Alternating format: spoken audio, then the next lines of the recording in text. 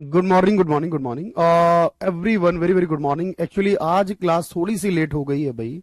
Manisha, Dharmesh, Arpita, Kumari, Janvi, Vipin, everyone, very very good morning. एक बार सभी लोग यस का कमेंट कर दें।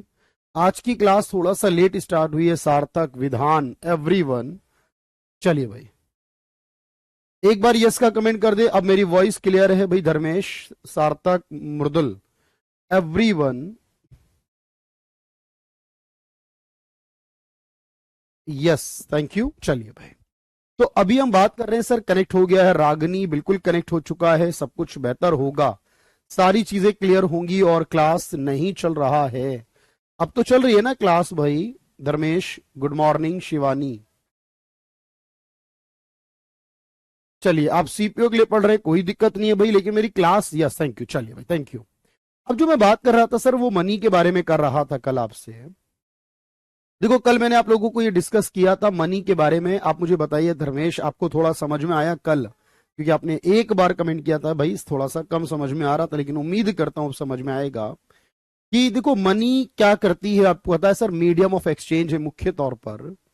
मनी के बहुत सारे मोटिव्स होते हैं, वो मैंने आपको बताया। मनी से पहले जो सिस्टम चला करता था वो बार्टर सिस्टम हुआ करता था, ये भी मैंने आपके साथ डिस्कस किया। और उसके बाद मैंने आपको ये भी बताया कि मनी जो हम यूज करते हैं वो लीगल टेंडर है।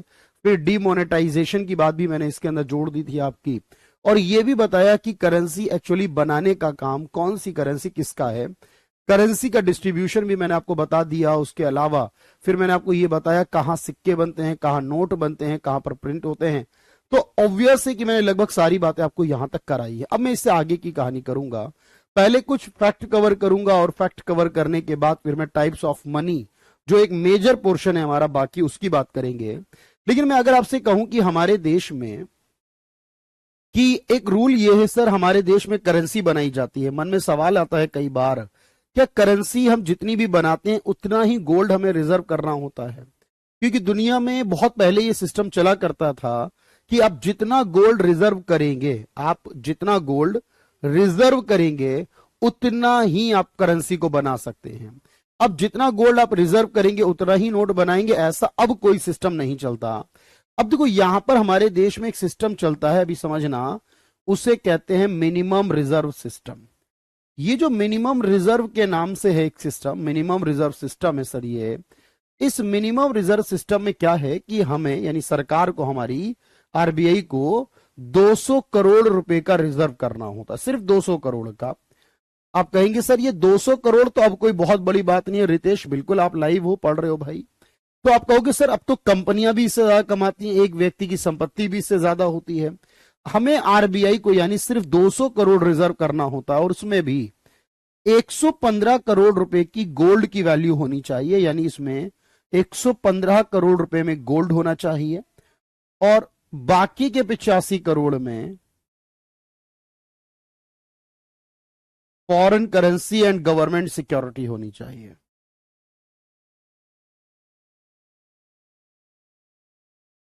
यानी फॉरेन करेंसी का मतलब आप जानते हैं डॉलर वगैरह, और गवर्नमेंट सिक्योरिटी का मतलब मैं बता दूं आपको, देखो जैसे गवर्नमेंट सिक्योरिटी मतलब गवर्नमेंट के पास निवेश करना। जैसे गवर्नमेंट, अभी समझ में ना आए तो मान लेना, एक ट्रेजरी बिल होता है गवर्नमेंट के पास इन्वेस्टमेंट करने के लिए। तो गवर्नमेंट के पास हम ट्रेजरी बिल के अंदर निवेश करते हैं, गवर्नमेंट के बॉन्ड में लगाते हैं, मतलब गवर्नमेंट के पास ही इन्वेस्ट करना है इसे। 85 करोड़ को या विदेशी मुद्रा के रूप में रखना, ये दो हो सकते हैं, इसमें गोल्ड होगा। अगर ये सिस्टम हमारा है, इस सिस्टम को हम फुलफिल करते हैं, हम कितनी भी करेंसी बना सकते हैं। इसकी शुरुआत हमारे देश में 1956 में एक कानून के तहत की गई, और हमारे देश में ये सिस्टम जो है वो आरबीआई एक्ट 1934 के सेक्शन 33 के अंदर ऐड किया गया। और उसके बाद ये वाला सिस्टम जो है मिनिमम रिजर्व सिस्टम, ये हमारे देश में चलता। तो याद रहेगा आज के बाद, सर कितना रिजर्व? 200 करोड़। गोल्ड कितना? 115 करोड़। और विदेशी मुद्रा और गवर्नमेंट सिक्योरिटी कितनी? 85 करोड़। और इसका नाम क्या होगा? मिनिमम रिजर्व सिस्टम होगा सर। मैं हिंदी में बताऊंगा, न्यूनतम आरक्षित प्रणाली होगा। अच्छा, अब एक और बात समझिएगा ध्यान से। जब हम कोई भी करेंसी बनाते हैं सर, यहां एक और बात आती है कि जब हम करेंसी बनाते हैं तो एक सवाल ये पूछते हैं, आरबीआई ने नोट बनाना कब शुरू करा? जैसे आरबीआई ने, क्योंकि आरबीआई कौन से वर्ष में बना आप मुझे बताओगे, आप कहोगे सर हमने पढ़ा आरबीआई के बारे में, अभी लिखना कुछ नहीं है, जब लिखने का होगा मैं बताऊंगा आपको। आपने कहा 1935 में आरबीआई बना है। अब जब आरबीआई बना और उसके बाद आरबीआई ने करेंसी बनानी शुरू करी होगी, तो आरबीआई ने पहला नोट कब बनाया? 1938 में बनाया। अच्छा, गांधी जी की फोटो नोट पर कब से आनी शुरू हुई है? ये 96 से हुई है। याद रखना, गांधी जी फोटो पर नोट पर कब आए? देखो मैं आपको समझाऊं पूरी बात क्या थी। आप कहोगे सर हमने कुछ और पढ़ा, आप कुछ और पढ़ा रहे हो, वजह समझा दो पहले, समझना। देखो 2 अक्टूबर 1969 को, आप जानते हैं गांधी जी का बर्थ कब हुआ था? तो 1869 कहेंगे ना, 69 में हुआ, 1869 में हुआ था। अब एक्चुअली क्या हुआ का लिमिटेशन भी होता नहीं भाई, कोई लिमिटेशन नहीं, जितनी चाहे आरबीआई उतनी बना सकता है, लेकिन आरबीआई को ध्यान रखना महंगाई ना बढ़ जाए, महंगाई को एडजस्ट करके चलते, वैसे कोई लिमिट नहीं है, ठीक है। तो 2 अक्टूबर 1969 को क्या हुआ था सर? हमारे महात्मा गांधी जो, उनका 100वां जन्मदिन था, उनका 100वां जन्म दिवस था। अब क्योंकि ये 100वां जन्म दिवस था, तब पहली बार ऐसा किया गया, ओकेजनली, मेरी बात समझना, ओकेजनली याद रखना। तो उन्होंने क्या करा, यहां 69 में पहली बार गांधी जी की फोटो नोट पर लगाई, गांधी जी की फोटो नोट पर। अब ये ओकेजनली था, मतलब कुछ नोटों पर आ गया, फिर उसके बाद तो मतलब आया नहीं, ये तो बात चली गई आने के बाद, ये पहली बार ऐसा यूज किया गया। लेकिन जब मैं कहता हूं गांधी सीरीज नोट, जब 1996 आया तब आरबीआई ने एक कॉन्सेप्ट लाया, गांधी सीरीज नोट, मतलब कि हर नोट पर गांधी जी की ही फोटो होगी। अभी मैं बताऊंगा सौरभ, अभी क्लास में अनाउंस करूंगा, हर नोट पर गांधी जी की ही फोटो होगी। ऐसे सिस्टम को हम बोलते हैं गांधी सीरीज नोट, यानी गांधी जी की फोटो वाले नोट। ये कंसेप्ट 96, तो अगर आप कहीं ये पढ़ते हो ना 1969 में आया, तो गलत नहीं है वो, तब वो ओकेजनली पहली बार आया था, बात समझ पाए? अच्छा, हमारे यहां जो रुपये का सिंबल है ये वाला, इसे 2010 में बनाया गया है, और 2011 से नोट पर, इससे पहले कोई फोटो नहीं होती थी, कोई भी फोटो नहीं थी, ओकेजनली फोटो आई थी महात्मा गांधी की, ओकेजनली फोटो अशोक स्तंभ जो 3 शेर दिखाई देते हैं वो लगाया गया था, तो किसी और की फोटो इस पर नहीं रही। ओकेजनली कई बार अलग अलग लोगों की फोटो रही है, लेकिन राष्ट्रपिता है हमारे, फादर ऑफ नेशन जो है वो महात्मा गांधी हैं, सिर्फ उन्हीं की लगेगी और किसी के नहीं लगेगी, ठीक है। या तो कानून में बदलाव कर दिया जाए तो हो सकता, वरना नहीं। तो ये रुपये का सिंबल जो बनाया है, डी उदय कुमार नाम के व्यक्ति ने डिजाइन किया था, और इन्होंने इसमें 2 भाषाएं हैं, हिंदी की देवनागरी और एक ये भाषा लैटिन है, रोमन है, तो इसका ये लाइन बनाई गई, इन्होंने 2 चीजों का इस्तेमाल करके ये बनाया है। अच्छा, अब यहां पर एक और बात आती है सर, हमारे देश में पहले जो करेंसी चला करती थी, पहले बताओ करेंसी का नाम क्या था? Freedom fighters are there too, भाई बहुत सारे फ्रीडम फाइटर्स थे, मैंने कहा बिल्कुल, लेकिन फादर ऑफ नेशन तो एक ही है ना भाई, जो हमारे राष्ट्रपिता हैं। अब सवाल आप ये कर सकते हो कि राष्ट्रपिता एक को ही क्यों चुना गया, ये डिबेट हो सकती है, पर राष्ट्रपिता जब एक है तो नोट पर भी एक ही आएंगे, ठीक है। चलिए दोस्त, तो अब मेरी बात समझना सर, पहले हमारे देश में जो करेंसी चले करती थी उसे कहते थे आना। पहले करेंसी जो चलती थी उसे क्या कहते थे? उसे आना कहते थे सर। ये जो आना नाम की करेंसी थी, ये 1 रुपए में कितने थे बताओ सर? 1 रुपए जो था वो 16 आना के बराबर था। 1 रुपए में कितने आने थे? 16, ये पूछा गया एग्जाम में सवाल। अब 1 रुपए में 16 आने थे, तो इसको क्या कर दिया गया बाद में? 1 रुपए में 100 पैसा कर दिया गया। अच्छा, एक बात ध्यान रखना, कई बार हम बच्चे कंफ्यूज हो जाते हैं, मैं इसलिए कोशिश करता हूं बात को पूरा एक्सप्लेन कर दूं। हमारे पास एक पहले ओल्ड पैसा चलता था, पुराना पैसा। जो पुराना पैसा था वो 1 रुपए में 64 होते थे, वो आना से भी पहले चलते थे। आना से पहले भी पैसा ही चलता था, पर उसे बोला जाता था पुराना पैसा। 1 रुपए में 64। जो बाद में नया पैसा आया, अब जो चल रहा है, इसलिए आप देखो कभी अपने फैमिली मेंबर्स में कोई बड़े बुजुर्ग हो, उनसे पूछिए तो वो कहेंगे भाई उनके दौर में आना चलता था, या वो जानते होंगे कि उससे पहले पुराना पैसा चलता था। तो पुराना, अब जो नया पैसा आया वो 1 रुपए में 100 करके आया। तो पहले क्या होता था, जब ये आना बंधा और बंद हुआ और पैसा आया, तो उसमें लिखा जाता था कि कितना नया पैसा। आपने देखा हो, कभी कोई पुरानी फिल्म देखी हो, है ना, तो जैसे आपने एक मूवी देखी होगी जिसमें एक मोटर कार भी होती है और एक बैलगाड़ी से उसका होता है ना भाई, नया दौर। देखिए अगर आपने दिलीप साहब की तो उसमें आप देखेंगे नया पैसा, ये शब्द यूज हो रहा है बार बार, क्यों? तो आप कहेंगे सर ये नया पैसा जो है ना ये पुराने पैसे से अलग होता था। तो अब यहां पहले लिखा जाता था न्यू पैसा, 1 रुपए बराबर 100, 100 न्यू पैसा। लेकिन थोड़े समय बाद ये न्यू वर्ड हटा दिया गया, कब तक नया बोलेंगे उसे, कुछ समय बाद तो चेंज ही कर देंगे। तो ये कुछ वर्ष तक नया शब्द लगा, उसके बाद ये पुराना बिल्कुल ही खत्म हो गया, आना बदल गया। अब आना को जब बदला गया इसे कहते हैं डेसिमल सिस्टम। क्योंकि डेसिमल सिस्टम क्या होता है सर, दशमलव पद्धति, कि पहले जो होता था ना, पहले जो होता था सर वो दशमलव में नहीं लिखा जाता था। पहले जो होता था वो दशमलव में नहीं आता था सर। 16 ते 1 में 16 को कैसे भाग करो, 1/2 1/4 करके लिखो। तो अगर आप कोई लिखेंगे कुछ पैसा पहले जो लिखा जाता था, मान लो 12 रुपए 25 पैसे, तो ऐसे लिखा जाता था। अब लिखा जाता 12.25, यानी 12 रुपए 25 पैसे। पहले लिखा जाता था 12.1/4। तो इस तरीके से होता था, पहले और आज के फर्क है। ये आया है 1957 में, अप्रैल 1957 से। उससे पहले तक हमारे यहां पैसा आना चला करता था। ये वाला सवाल ये था, यही तो 1957 में थी सर, ये भी 1957 में थी श्रीवास्तव जी, बिल्कुल आपकी बात सही है, यहां पर 1957 में थी। और ये वाला सिस्टम भी 1956 में 1957 से लागू हुआ था, ये भी आया था। दोनों चेंज आए थे उस वर्ष में, दो चेंज आए थे उस वर्ष में, ठीक है। तो अब आपको याद करना है कि सर ये सारा सिस्टम चलता था। अच्छा एक बात और याद करनी है यहां पर, जब हम कोई भी करेंसी बनाते हैं, वैसे आजकल मैं पिछले काफी समय, अच्छा एक लैंग्वेज को भी आता है लिखने को कि हिंदी और इंग्लिश में कितनी भाषाएं हैं। अच्छा यहां एक बात याद रखना है कि हम मनी के बहुत सारे टाइप को करेंगे, लेकिन एक बात आती है सर कि अब हमारे पास जो नए वाले नोट आए हैं, अब देखोगे सर जो नए वाले नोट हमारे पास आए हैं, उन नोटों में एसएससी में आजकल पूछा गया है, लेकिन कब किस एग्जाम में क्या पूछ लेगा पता नहीं, के अकॉर्डिंग पढ़ाइएगा सर। सोनम सिंह जो टीआरई 4 है आपका, जो बीपीएससी कंडक्ट करा रहा है, और ये बैच देखो बीपीएससी का नहीं है, ये मैं बताऊं आपको, लेकिन ये बैच क्योंकि नॉर्मल है, एक कोई स्पेशल बैच है, मैंने बताया अनाउंस किया हमेशा से।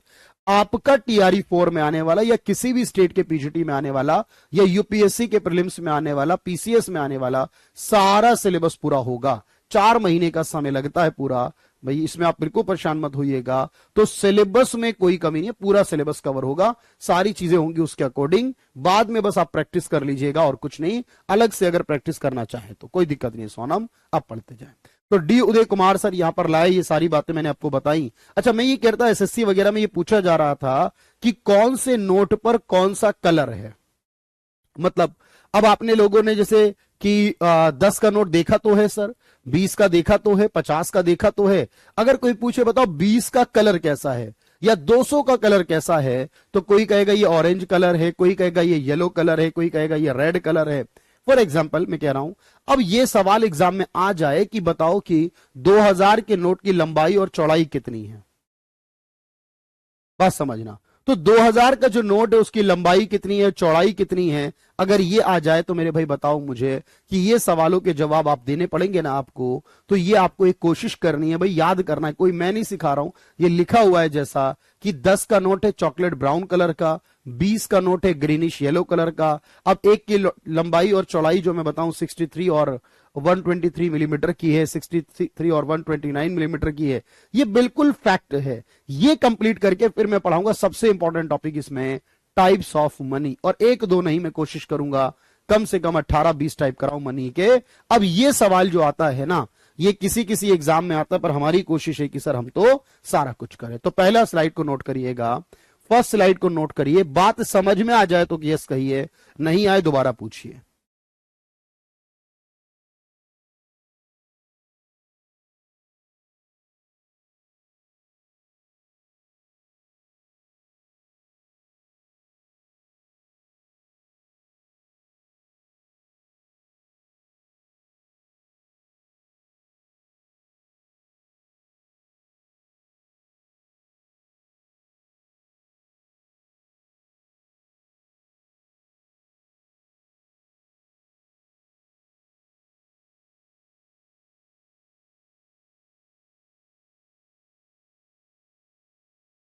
कुछ भी नहीं भाई, कुछ भी नहीं, बजट का भी लूंगा भाई अर्पिता, बिल्कुल लूंगा, आज मैं क्लास लूंगा उसकी, अनाउंस कर दूंगा मैं आपको टाइम, लेकिन वहां क्लास होगी भाई। चलिए।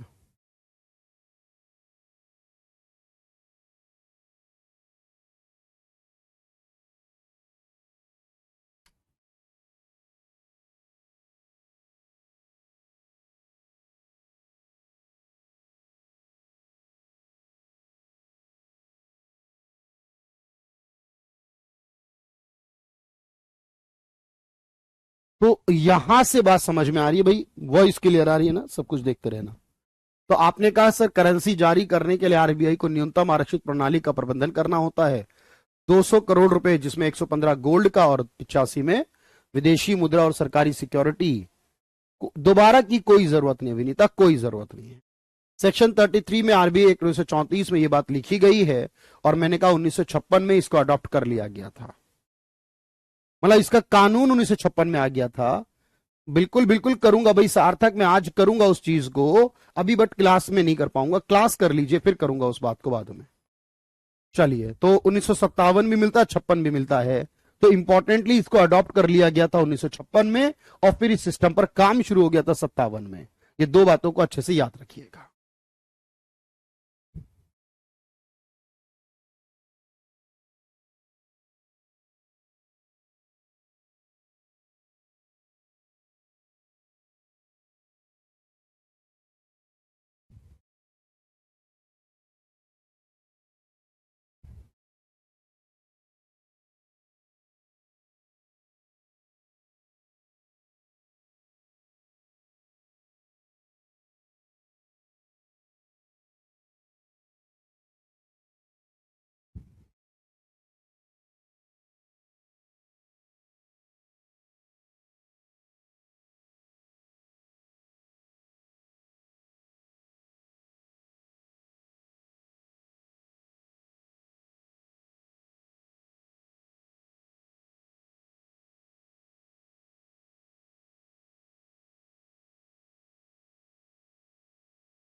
चलिए भाई,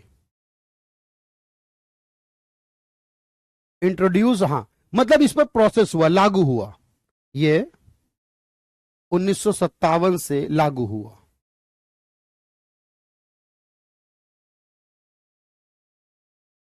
इसे 1956 में स्वीकार कर लिया गया कि ये वाला सिस्टम, कि ये फॉलो करेंगे।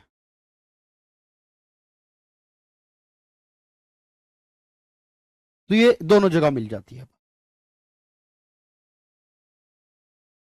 पहले स्वीकार कर लिया फिर बाद में लागू भी हो गया। चलिए अच्छी बात है, बात समझिए भाई।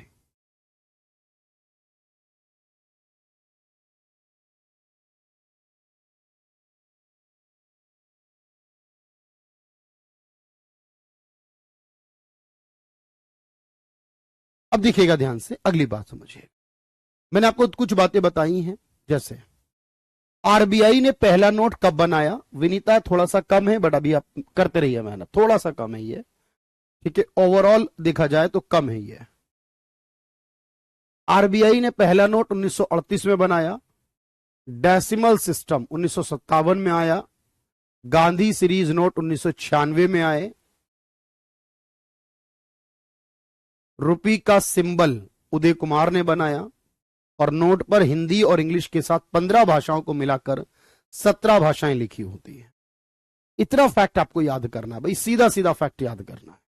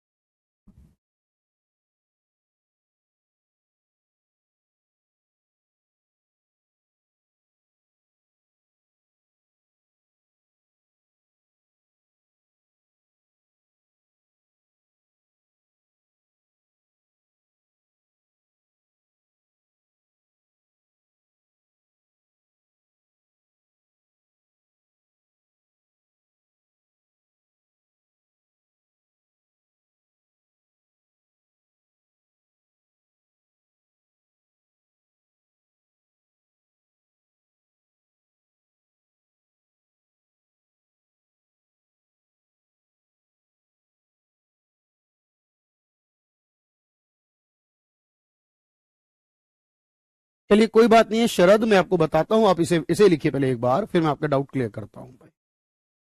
तो 1938 में आरबीआई ने, 1957 में इंडियन करेंसी का जो सिंबल जो आना है वो बंद करके पैसा आया था, गांधी सीरीज नोट आई है, उदय कुमार वाली बात याद रखो, और हिंदी इंग्लिश में भाषाएं में होती हैं जो, और पीछे बॉक्स होता है हर नोट पे, उसमें 15 भाषाएं होती हैं।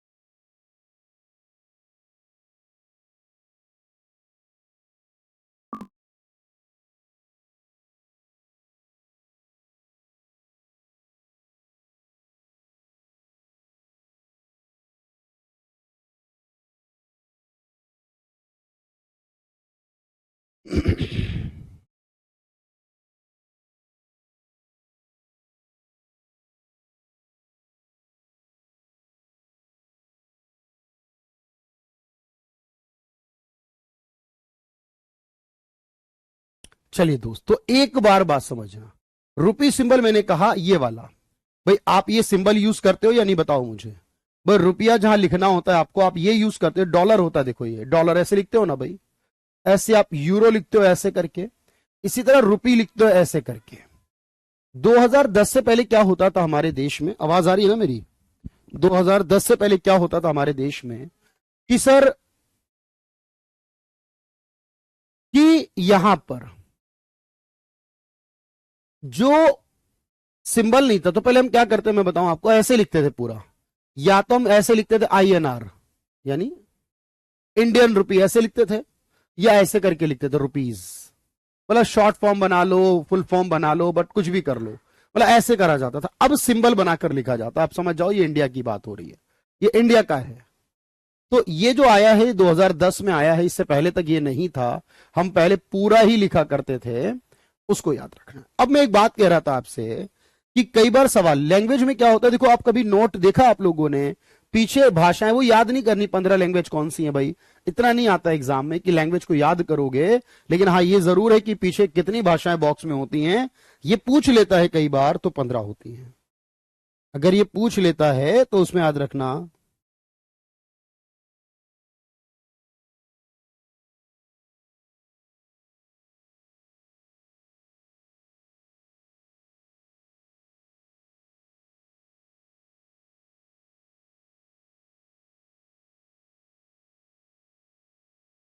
चलिए दोस्त, अब मैं आपसे एक बात कह रहा था कि आपको कलर बताने हैं।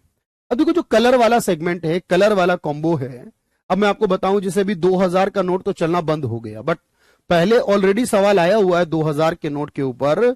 आपको याद रखना चाहिए कि सर 2000 का नोट का कलर कैसा था, जरा मुझे याद करके बताओ। मैं सारे स्टूडेंट से कह रहा हूं कि 2000 के नोट का जो कलर था वो कैसा था। जो 2000 का नोट था उसका जो कलर था, बताओ मुझे वो कैसा था, ध्यान रखो भाई।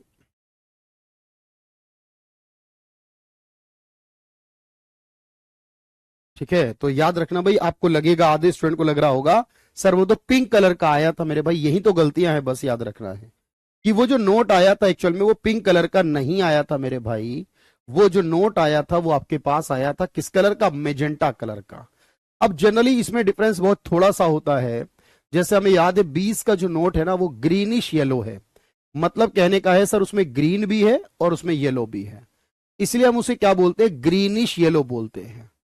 उस 20 के नोट को क्या बोलते हैं बताओ, उस नोट को हम बोलते हैं ग्रीनिश येलो। तो ये जो नोट है ना, ना पर्पल है ना मार्स ऑर्बिट है, मेजेंटा कलर बोला जाता है। तो रिकॉर्डेड, मेरे भाई क्या पूछा आपने, रह गया अभी, तो मेरे भाई याद करो कि कौन से नोट पर क्या बना है वो देखो। किसी ने कोई कमेंट किया था, मैं देख लेता हूं एक बार। चलिए सर, अभी हमने हमने दो ही बैच परचेज किया, तो वो रिकॉर्डेड बैच से पढ़ लिया। लाइव क्यों, आर ओ का पेपर लगा है भाई, आर ओ का पेपर अभी कहाँ है आनंद कुमार जी, मेरी आवाज आ रही है आप तक? अगर आर ओ का पेपर जो होगा वो तो आपका 22 दिसंबर में होना है ना, R O A R O का। तो अभी तो भाई बहुत टाइम है, अभी तो वक्त है, आप चाहो तो आराम से कर सकते हो, धीरे धीरे करके। M1 बता देना भाई, मैं सारा बताऊंगा। Narrow money, broad money, reserve money, मतलब कुछ रहेगा नहीं इसके बाद इकोनॉमिक्स में, लेकिन वक्त लगेगा। मनी का सप्लाई वाला पोर्शन कल कराऊंगा, मनी सप्लाई कल कराऊंगा, आज मनी कराऊंगा सिर्फ। ये अलग अलग चैप्टर है दोनों। आप जरा इसे नोट कर लीजिए, कौन सा कलर जो है वो कौन सा होगा।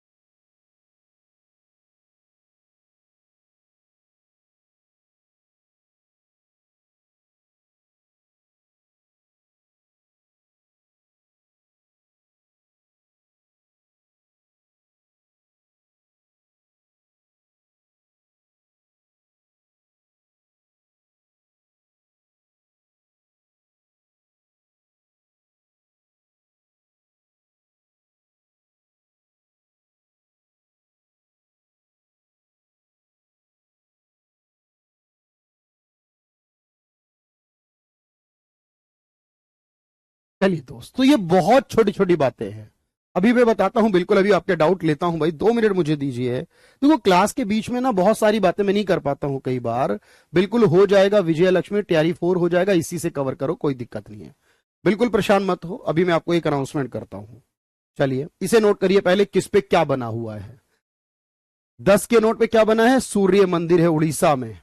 समझ पा रहे हो? कोई दिक्कत है पूछना भाई। 20 के नोट पे क्या बना है? एलोरा कैव्स बनी है महाराष्ट्र में। 50 के नोट पर हम्पी टेम्पल्स बने हैं कर्नाटका में। 100 के नोट पर रानी की वाव है गुजरात में।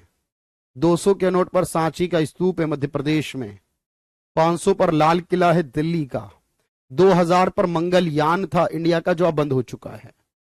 मतलब ये नोट ही बंद हो चुका, बट अभी भी पूछ सकता है जितने भी नए नए नोट आए उनकी फीचर्स क्या क्या हैं।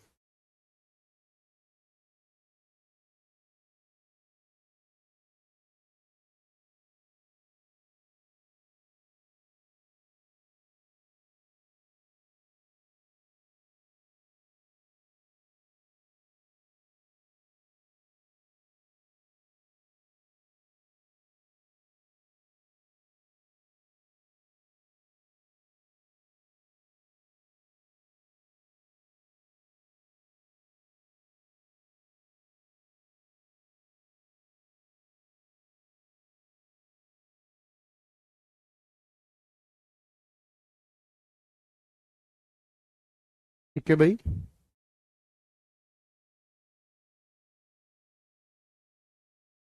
अब मेरी बात समझना, जो मैं कह रहा हूं उस बात को जरा ध्यान से समझना।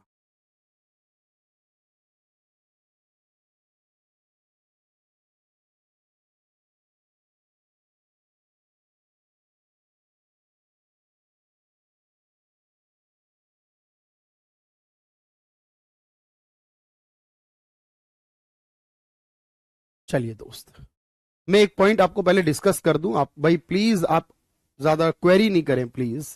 ज्यादा क्वेरी में फिर सवाल रह जाते हैं, पॉइंट रह जाते हैं काम के। पहले इसको देख ले।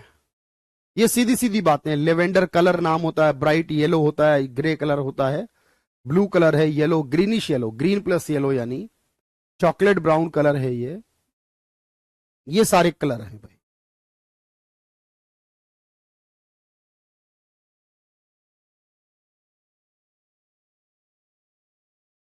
देखो मैं आपको एक अनाउंसमेंट कर रहा हूं, ध्यान से देखना। इसे लिख लिया होगा आपने, नहीं तो मैं लिखवाता हूं। जो मैं अनाउंस कर रहा हूं वो सुनना। अभी देखो, अगर आप ये कंफ्यूज हो तो भाई मैं आपको थोड़ा सा कंफ्यूजन को दूर करने के लिए एक बात कह रहा हूं, जरा 5 मिनट मेरी बात सुनना। देखो, अगर आप जैसे मान लीजिए कि आप में से बहुत सारे स्टूडेंट हैं भाई, अलग अलग तैयारी कर रहे हैं, जो अब हर किसी की तैयारी अलग अलग है, सभी कुछ अलग अलग करते हैं वो। मेरे भाई एक बात समझना जो मैं कह रहा हूं। हम एक बीपीएससी टीआरई 4.0 पीजीटी इकोनॉमिक्स का बैच ला रहे हैं, यानी क्लास 11 12 के लिए। ये टारगेटेड होगा पीजीटी के लिए, बीपीएससी तैयारी 4 के लिए। याद रखो इसके अंदर आपके पास प्रैक्टिस क्लास होंगी, ये प्रैक्टिस बैच होगा, यानी लाइव क्लास जो होंगी वो प्रैक्टिस की होंगी। लेकिन इस बैच में एक स्पेशल फीचर ये है, ध्यान से देखो कि सर इसमें हमने एनसीईआरटी के पैकेज को जोड़ दिया है। किसको जोड़ दिया है? एनसीईआरटी को जोड़ दिया है। क्लास 9 से लेकर क्लास 12 तक की जो एनसीईआरटी है उसके कॉन्सेप्ट जो हैं वो इसमें जोड़े गए हैं। और ये जो आपके पास है ये प्रैक्टिस बैच है। तो अब जो आप पढ़ रहे हो भाई वो बैच अलग है, वो लाइव कंटेंट बैच है, आप आराम से पढ़ रहे हो, इतना पढ़ाया नहीं जाएगा उसमें, सिर्फ प्रैक्टिस प्रैक्टिस कराई जाएगी।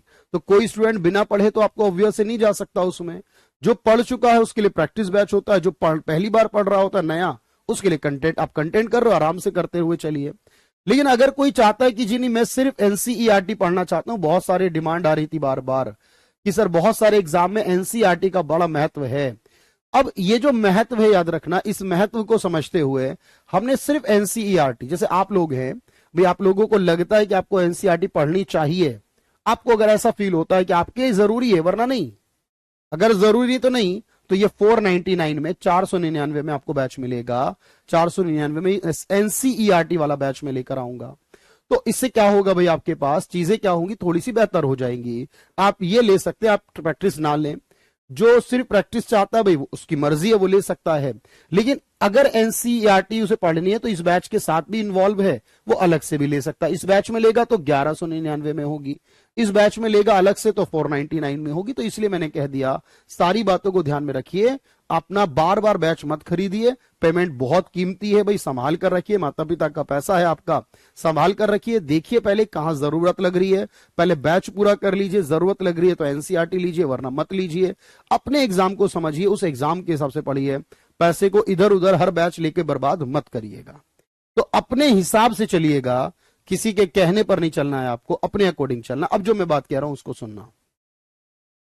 तो आप लोगों ने ये नोट लिखे होंगे, मैं इसीलिए कह रहा हूं, और बीपीएससी वाले में एनसीईआरटी इंक्लूड है, मैंने इसलिए आपको दिखाया, ऑलरेडी इंक्लूड है इसके अंदर स्पेशली इंक्लूडेड है, इसलिए इसकी फीस आपको अलग से नहीं देनी, वो इसी में इंक्लूडेड कर दी गई है। प्रैक्टिस भी हो जाएगी, एनसीईआरटी भी हो जाएगी, दोनों काम हो जाएंगे, और कंटेंट भी आप कर ही रहे हो मस्त तरीके से। अब मेरी बात समझना, क्योंकि वक्त का इस्तेमाल करना हमें जरूरी। अब देखो मेरी बात ध्यान से, हमारे पास देखो क्या होता है सर, कि हमारे पास जो नोट और कॉइन्स होते हैं, देखो चीजें तो दो ही होती हैं सर, या तो नोट होते हैं या कॉइन्स होते हैं भाई, इसके बाद तो कुछ नहीं होता। बहुत ध्यान से सुनना मेरी बातें, या तो नोट्स होते हैं या कॉइन्स होते हैं भाई, इसके अलावा तो कुछ नहीं होती करेंसी में। लेकिन अगर मैं कहूं कि कोई नोट गंदा हो जाए, ध्यान से समझना भाई, कोई नोट गंदा हो जाए, आप कहो सर अगर कोई नोट है जो कटा फटा हो, जो कट जाए, फट जाए, कटा फटा हो जाए, अगर मैं कहूं कोई नोट नकली हो, तो अगर आप कहें सर कोई मान लीजिए कोई कम ब्याज पर हमें लोन मिल जाए, तब बात समझना भाई, कम ब्याज पर लोन मिल जाए, अगर आप कहो सर ज्यादा ब्याज पर लोन मिलता हो तब, अगर मैं कहूं कि आपको बहुत सारी चीजें जो कैश की तरह काम करती हैं, जो कैश की तरह होती हैं, वो चीजें क्या होंगी। तो ऐसे करके क्या होता है ना, बहुत सारे मनी के टाइप बन जाते हैं। जैसे आप जाए किसी भी बैंक में, कभी जाए तो बैंक में देखो ये लिखा हुआ मिलेगा, soiled notes are not accepted, ये लिखेगा सॉइल्ड नोट ऑल्सो एक्सेप्टेड है। यार मतलब क्या है सर, अब ये किसी को वर्ड पता हो सॉइल्ड का तो क्या समझेगा वो, देखो जब कोई नोट गंदा हो जाएगा, जब कोई नोट गंदा हो जाएगा, उस नोट में याद रखना उस गंदे को हम बोलते हैं सॉइल्ड, लिखना मत, गंदा हो तो क्या बोलते हैं, सॉइल्ड बोलते हैं। अच्छा अगर कोई नोट कटा हो, फटा हो, आपने देखा है कई बार कटे फटे नोट कम अमाउंट में, ये 100 का नोट है, फट गया, आप जाओ किसी को देने 70 रुपए, 50 रुपए, 60 रुपए में, मतलब जितना फटा उसके हिसाब से वो आपको पैसे देगा, ऐसा होता है ना। अब जो कोई नोट कटा और फटा हुआ है तो उसे बोलते हैं म्यूटिलेटेड।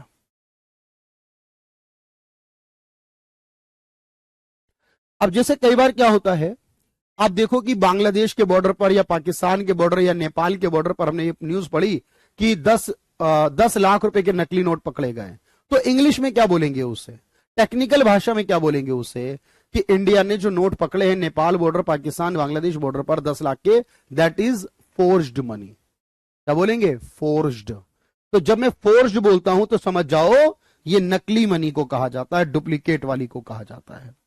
जब कोई मनी कम ब्याज पर मिलती है उसे बोलते हैं चीप।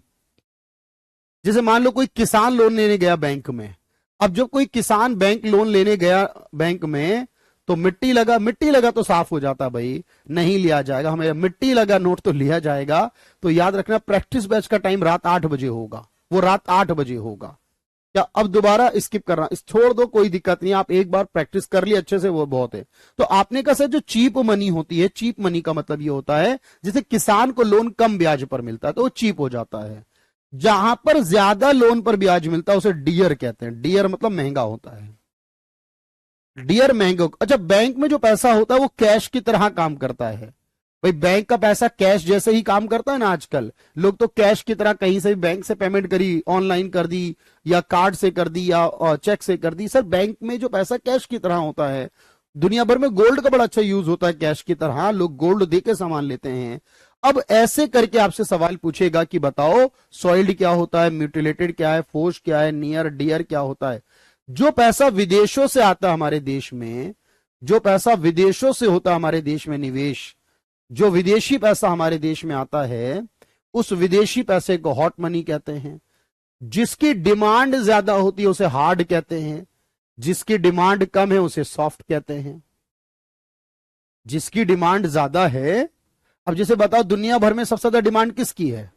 दुनिया में सारी करेंसियों में सबसे ज्यादा डिमांड किसकी है? दुनिया में सबसे ज्यादा डिमांड कौन सी करेंसी की होगी? डॉलर की होगी सर, क्योंकि दुनिया में जो भी लेन देन हो रहे हैं वो डॉलर से हो रहे हैं। मेरी बात समझना ध्यान से। एनसीईआरटी कवर होगी जो अभी चल रहा है पीजीटी के लिए। ये जो बैच जिसमें आज हम क्लास ले रहे हैं भाई, इसकी बात आप कर रहे हो भाई। हम पढ़ते तो सब कुछ ही है इसके अंदर, लगभग सारे टॉपिक कवर करते हैं, पर उसको रीड करते हुए वैसे नहीं पढ़ते ना, एनसीईआरटी की किताब देखकर नहीं पढ़ते कि कैसे कैसे लिखा है। बस ये फर्क है थोड़ा सा, टॉपिक तो लगभग सारे हो ही जाते हैं मोस्टली। तो अब आप कहोगे सर यहां सॉफ्ट, जैसे अब अमेरिका का डॉलर है, यूरोप का यूरो है, अगर आप ध्यान से देखोगे सर ये सबसे ज्यादा यूज होते हैं, ब्रिटेन का पाउंड है, और जो हमारा ये इंडिया का रुपी है, बांग्लादेश का टका है, और बाकी ईरान का रियाल है, अफगानिस्तान का अफगानी है। इनका कौन यूज कर रहा है अभी? पाकिस्तान का रुपी कौन यूज कर रहा है? अगर तो जिनकी डिमांड ज्यादा उनके कम, ज्यादा उसे हार्ड, उसकी बाकी कम। अच्छा, इस प्रकार से आपको याद करने हैं सर, हमारे पास पॉइंट आते हैं और मैंने कहा एक एक पॉइंट आपको याद करना बिल्कुल ओपीएससी के लिए काफी है, हेल्प हो जाएगी, बिल्कुल हो जाएगा। यूपी पीजीटी पूरी तरह हेल्प करेगा, 100% यूपी पीजीटी के लिए कवर होगा। चलिए दोस्त, आप लिखिए इसे, मैं क्वेश्चन कराऊंगा, वेट करना भाई।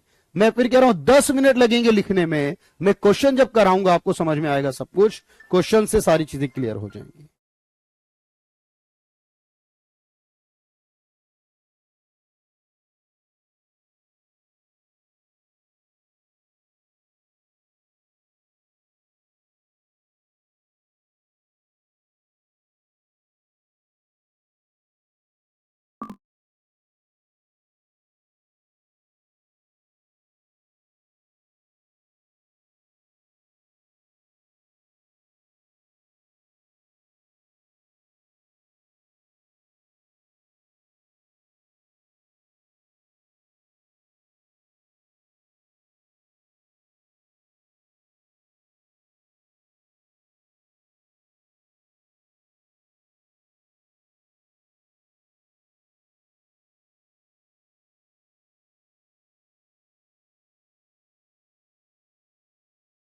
चलिए दोस्त, बहुत अच्छे से, बिल्कुल बिल्कुल कुणाल, काफी हद तक हो जाएगा, बिल्कुल कवर होगा, हम प्रैक्टिस कराएंगे उसकी भी आपको, बिल्कुल टेंशन मत लीजिए, सारा कवर होगा, सीडीएस सीएपीएफ सारा कवर हो रहा है।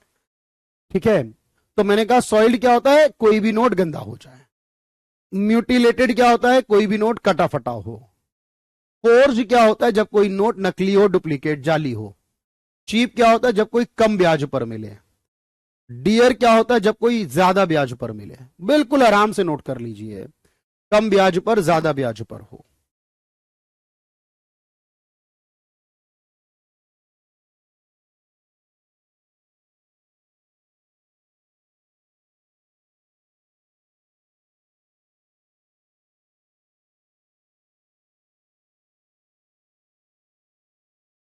बहुत आराम से लिखिए, soiled, mutilated, force, sheep, deer, 5 point है।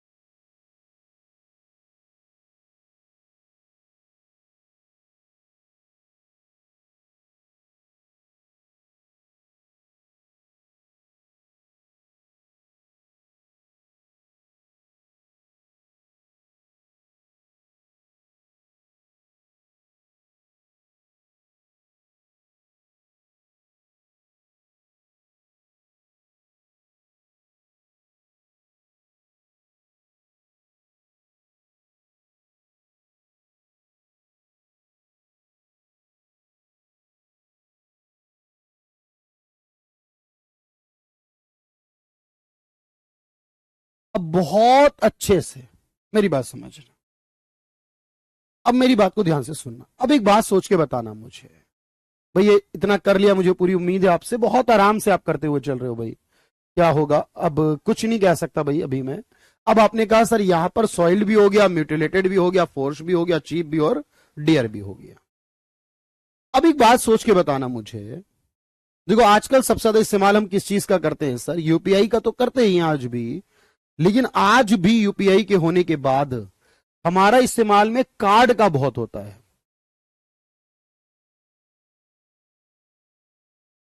ओहो चलिए भाई, अब तो कोई बात नहीं, जो हो गया भाई विनीता, 15 क्वेश्चन ठीक करके गलत कर दिए तो भाई ये तो फिर बहुत भारी नुकसान हो गया, है ना। अब देखो, अब मुझे एक बात सोच के बताना कि अगर हम कोई नोट बनाते हैं, ध्यान से देखना भाई, इधर मेरी बात सुनना पहले।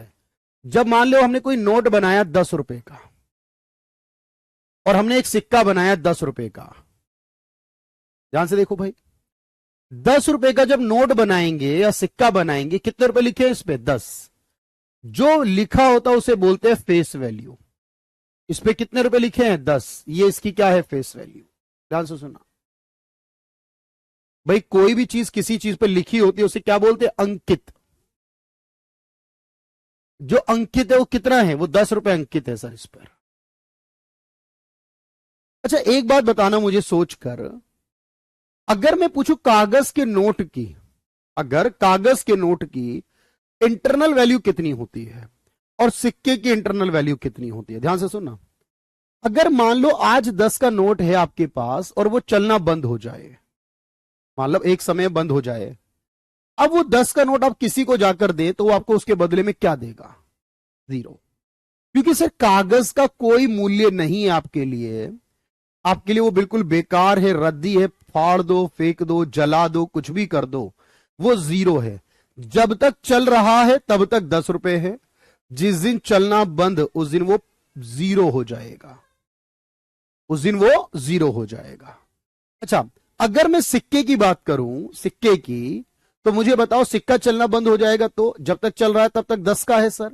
अच्छा अगर चलना बंद हो गया, मतलब यूज नहीं हो रहा उसका, तब आप सिक्के को 2 या 3 रुपए का बेच सकते हो। क्यों सर? इसमें मेटल लगा होता है, इसमें कॉपर भी होता है, इसमें स्टील भी होता है। अब इसमें कॉपर भी होता है, स्टील भी होता है, तो याद रखना जब कॉपर भी होगा, स्टील भी होगा सर, इसमें 2-3 रुपए का माल तो है ना। तो इसका मतलब मैं ये कह सकता हूं, जो कागज का नोट है उसमें कोई इंटरनल वैल्यू नहीं है भाई, या तो पूरा चलेगा या बिल्कुल बेकार हो जाएगा।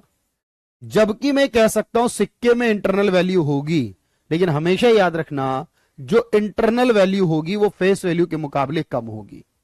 क्यों कम होगी? सोचो जरा, अगर इंटरनल ज्यादा हो जाए, आपको एक 10 का सिक्का मिले जिसमें 20 रुपए का कॉपर लगा दिया जाए, सोच लो, तो लोग क्या करेंगे? सिक्के जमा करेंगे, कॉपर वाले को बेच देंगे। बात समझ में नहीं आई सर? बेचकर पति कहां, पता नहीं कुछ बोला आपने, पट्टी शायद बोला है, गुड़ पट्टी वगैरह शायद आप कुछ बोल रहे हैं, वो है। मतलब सिक्का जो है उसमें मैटर इंटरनल है, लेकिन कागज के नोट में इंटरनल नहीं। अच्छा सिक्के में इंटरनल जो है वो हमेशा कम होती है। आपके दिमाग में एक सवाल आता होगा, सर बार बार सरकार सिक्के क्यों बदलती है? अभी सिक्का आता फिर थोड़े समय बाद और सिक्का नया आता वो और छोटा, फिर और सिक्का आता वो और छोटा आता। अब सोचो जरा इसकी वजह क्या है। देखो सिक्के में क्योंकि मेटल लगा होता है, अब वो मेटल क्या होता है, समय के साथ साथ महंगाई बढ़ती है, मेटल के रेट बढ़ते हैं। अब 1 रुपए का सिक्का बनाया गया सर, 1 रुपए का सिक्का, अब वो 1 रुपए ही लिखा रहेगा उसके ऊपर, तो फेस वैल्यू तो 1 लिख दी तो 1 ही रहेगी जिंदगी भर, लेकिन उसके अंदर जो मेटल है वो महंगा होगा। तो अचानक से क्या होता है, बीच बीच में कभी कभी न्यूज आती है सिक्के है ही नहीं मार्केट में, मिल ही नहीं रहे सिक्के। क्यों? क्योंकि जब मेटल महंगा होता है, महंगाई बढ़ती है, लोग सिक्के जमा करते हैं, कॉपर वाले को बेचते, कॉपर वाला उसका कॉपर बनाकर कोई सामान बना के देता है। अब इससे लोगों की कमाई हो जाती है। इसलिए याद रखना सिक्के के अंदर हमेशा इंटरनल को कम रखा जाता है, पर होता है। कागज के नोट में इंटरनल कुछ नहीं होता। अच्छा अगर इंटरनल के बराबर ही नोट बनाया जाए, जैसे 10 का सिक्का है और उसमें 10 का ही मेटल लगाया जाए, 10 के सिक्के में 10 का ही मेटल लगाया जाए, उसे फुल बॉडीड मनी, मैं जो कह रहा हूं उसको सुनना ध्यान से, जो मैं कह रहा हूं उसको सुनना, बस समझने की कोशिश करना। सर अगर कोई ऐसी चीज जो कैश की तरह काम करती हो, उसे क्या बोलते हैं? नियर। जो विदेशों से पैसा इन्वेस्ट होकर आएगा हमारे यहां, जो आसानी से मूव कर जाता है, इजीली ट्रांसफरेबल होता है, वो हॉट मनी। जो कार्ड इस्तेमाल करते हैं, डेबिट कार्ड, क्रेडिट कार्ड, वो प्लास्टिक मनी। जिसमें इंटरनल वैल्यू ना हो, जैसे नोट, वो फिएट मनी। जिसमें इंटरनल वैल्यू हो लेकिन फेस से कम, वो टोकन मनी, जैसे कॉइन हमारे। और जिसमें इंटरनल और फेस वैल्यू बराबर हो, अगर फुल बॉडीड मनी। पर ऐसी मनी बनती नहीं है देश में, क्योंकि सर आज अगर बराबर बना देंगे, कुछ दिनों बाद ही पता चलेगा कि मेटल महंगा हो गया, अब वो 10 रुपए वाला 10 से ज्यादा का बिक रहा है। तो लोग 10 में यूज नहीं करेंगे, बेचने में यूज कर देंगे। इसलिए याद रखना, समय के साथ साथ चीजें बदलती हैं। और इसे लिखकर 2 मिनट इंतजार कीजिएगा, फिर मैं आगे आगे पढ़ाऊंगा भी और बताऊंगा भी। 2 मिनट वेट कीजिएगा, इसे लिखिएगा। कोई डाउट हो उसके बाद पूछिए, जब मैं लाइव दिखूंगा आपको तब।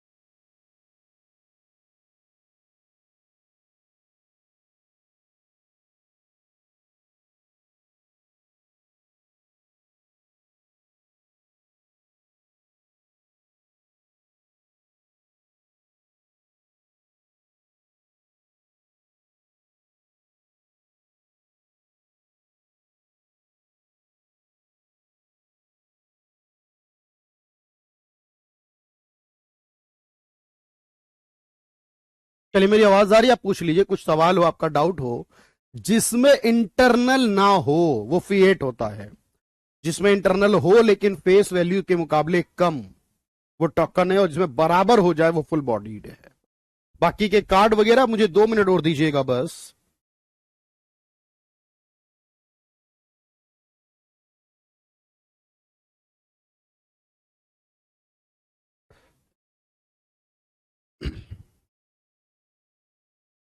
लास्ट बात है, बॉन्ड कौन सी, बॉन्ड कोई मुद्रा नहीं है, बॉन्ड तो भाई प्लास्टिक मनी। बॉन्ड कहां लिखा, गोल्ड लिखा है, बॉन्ड कहां लिखा है सर? ये क्या पूछा, बॉन्ड तो नहीं है। प्लास्टिक मनी क्या है, जितने कार्ड यूज कर रहे हो आप, जब आप कोई भी पेमेंट कार्ड से करते हो, जैसे किसी को एटीएम डेबिट कार्ड देके, क्रेडिट कार्ड देके, उसी को प्लास्टिक मनी बोला जाता है। कार्ड को ही प्लास्टिक मनी बोला जाता है। ठीक है, अब मैं एक आखिरी बात समझा रहा हूं, ध्यान से सुनना, मेरी बात आखिरी सुनना, प्रैक्टिस करने से सारी बातें क्लियर हो जाएंगी। देखो, मैंने आपसे कहा कि मान लीजिए एग्जाम्पल के लिए, बैंक जो हमें इंस्ट्रूमेंट देता है, जितने भी इंस्ट्रूमेंट हमें बैंक से मिलते हैं, अब हम क्योंकि उनको यूज कर रहे होते हैं सर, भाई बैंक हमें क्या क्या ऑप्शन देता है पेमेंट के लिए, आप बताओ मुझे। तो आप कहोगे सर बैंक में कार्ड भी मिलता है, बैंक से ऑनलाइन पेमेंट भी होती है, बैंक से चेक भी मिलता है। जितने तरीके होते हैं जो बैंक हमें देता है पेमेंट वगैरह के लिए, उसे बैंक मनी कहते हैं। जब कोई पेयर किसी पेई को दे, भाई कोई किसी को पैसा दे और वो एक दूसरे के विश्वास पर ले ले, उसे फिड्यूशियरी कहा जाता है। यानी कोई किसी को पैसा दे और वो विश्वास पर ले। प्लास्टिक मनी नहीं, प्लास्टिक नोट आए थे शिवानी, वो प्लास्टिक नोट थे। अच्छा, आप प्लास्टिक मनी एटीएम की बात कर रहे हो तो अलग बात है, आप प्लास्टिक मनी के लिए यूज कर रहे हो वो अलग बात है। वैसे प्लास्टिक मनी ऑस्ट्रेलिया से छपने प्लास्टिक नोट शुरू हुए थे, वो अलग विषय था, प्लास्टिक मनी अलग बात है। इसमें कार्ड बोलते हैं हम, डेबिट क्रेडिट कार्ड।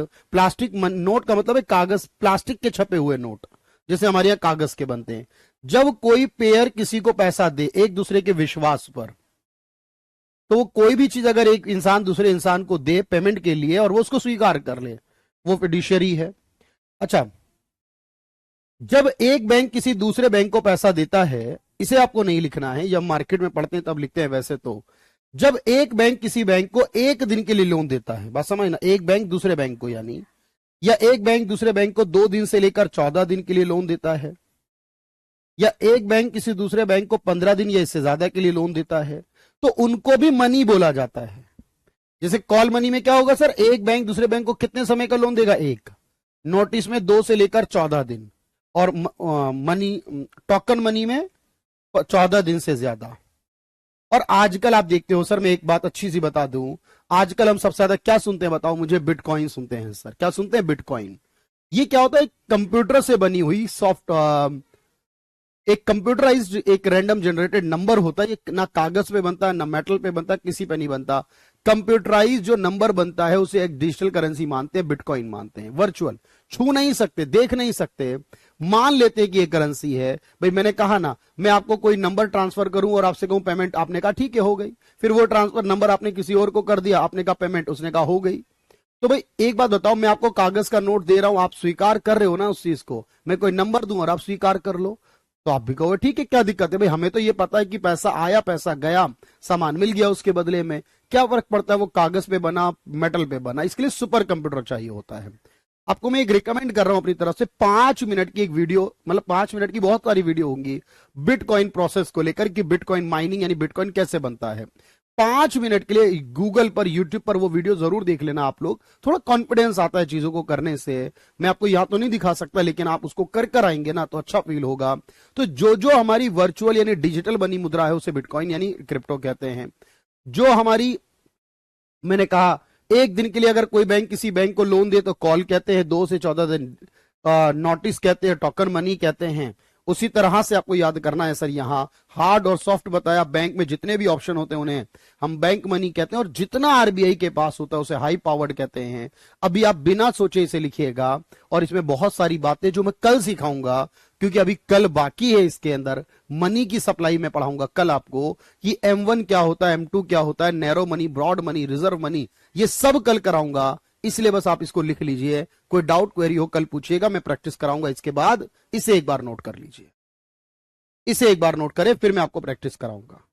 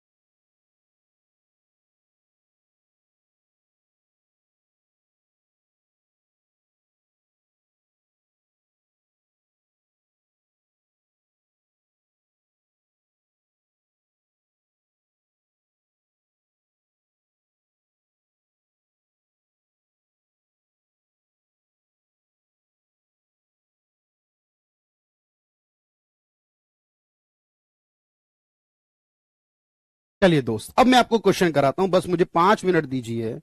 मैंने कहा ना, अब मुझे 5 मिनट और दीजिए। अब आप क्वेश्चन देखो, कॉन्फिडेंस लाएगा। मैं देखूंगा भाई कौन कौन कितने आंसर कर रहा है भाई यहां, क्योंकि क्वेश्चंस आपके कॉन्फिडेंस लाएगा। देखते हैं भाई कौन कितने क्वेश्चन करने वाला है। याद रखना, विश्वास पर हो तो फिड्यूशियरी हो जाएगा।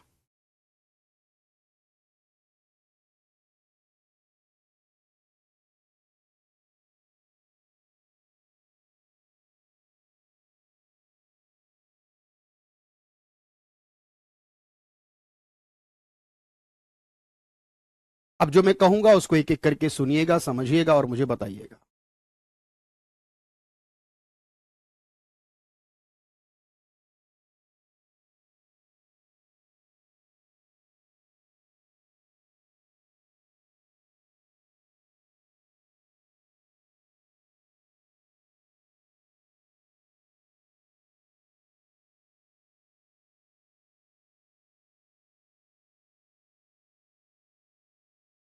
पहला सवाल, हार्ड करेंसी क्या है? हार्ड करेंसी क्या है?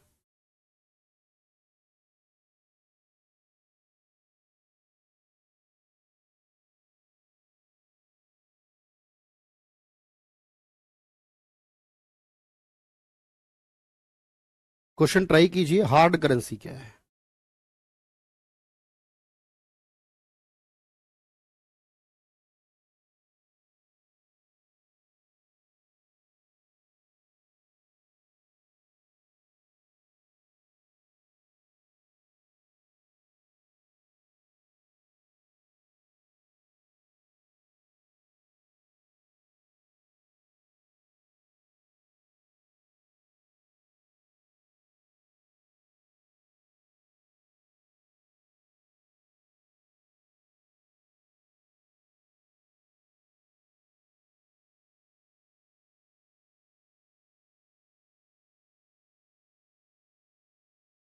अब देखिए इसका आंसर क्या होगा। आपको ये बात पता है कि जब कोई करेंसी हो,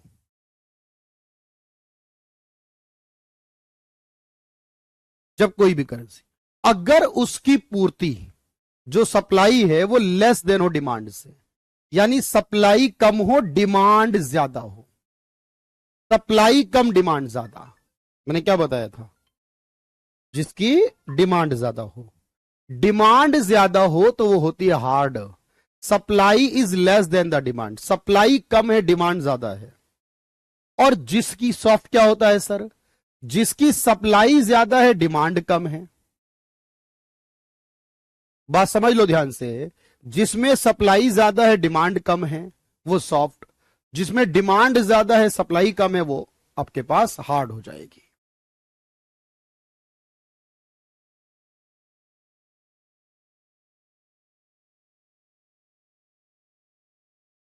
हॉट मनी किसे कहते हैं बताइए? हॉट मनी, कुछ सोचिए और बताइए मुझे, हॉट मनी किसे कहते हैं?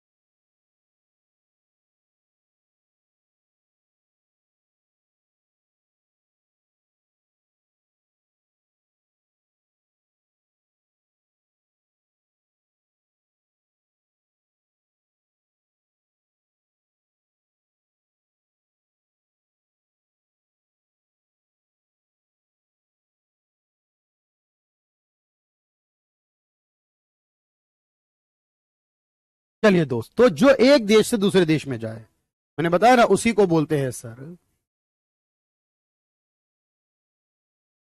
आप बताएं मुझे, निकट मुद्रा, नियर मनी क्या होती है? निकट मुद्रा।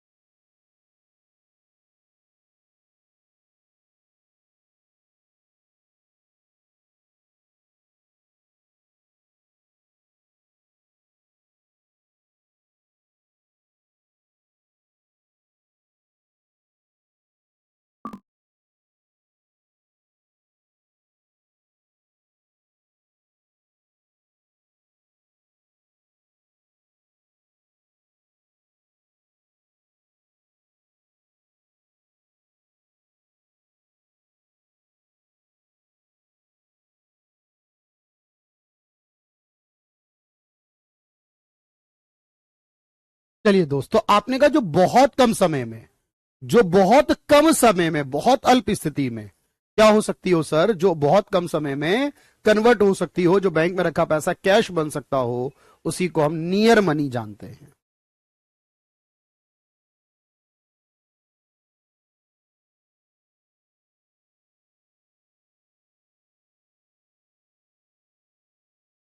जब आंतरिक मूल्य और अंकित मूल्य समान हो, जब आंतरिक मूल्य और अंकित मूल्य समान हो तो बताइए क्या होगा?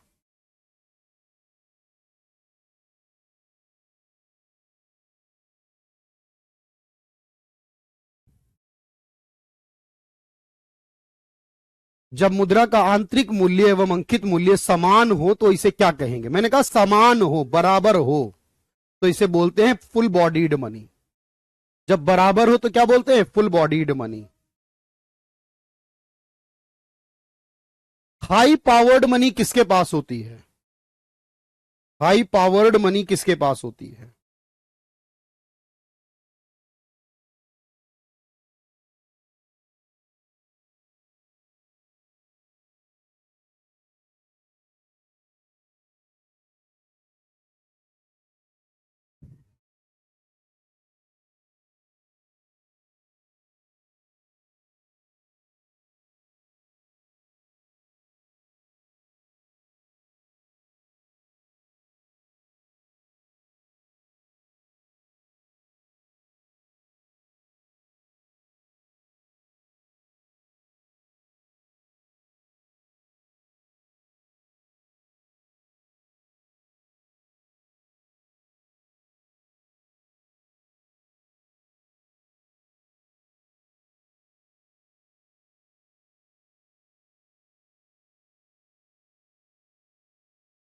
चलिए दोस्त, क्या कहोगे आप? RBI, reserve bank. बस करते चाहिए अब तो सही सही सवाल। टोकन कॉइन्स किन्हें कहते हैं? टोकन कॉइन्स किन्हें कहते हैं?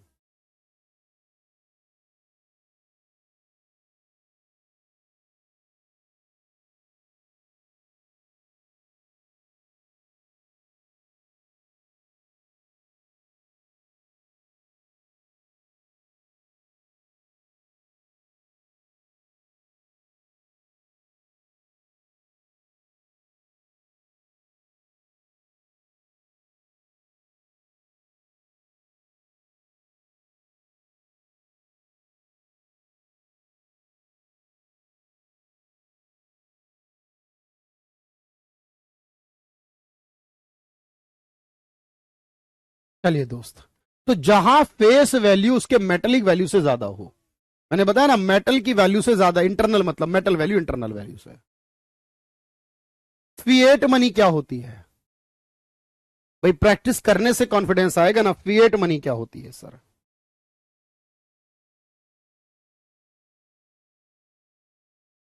फिएट मनी होती है जब कोई इंटरनल वैल्यू ना हो, तब उसे फिएट मनी कहते हैं। प्लास्टिक मनी क्या होती है? जब कार्ड का इस्तेमाल करें, कोई भी कार्ड है, अब शायद आपके कमेंट मुझ तक नहीं आएंगे, टाइम हो गया है, लेकिन फिर भी अगर आप देखो ध्यान से,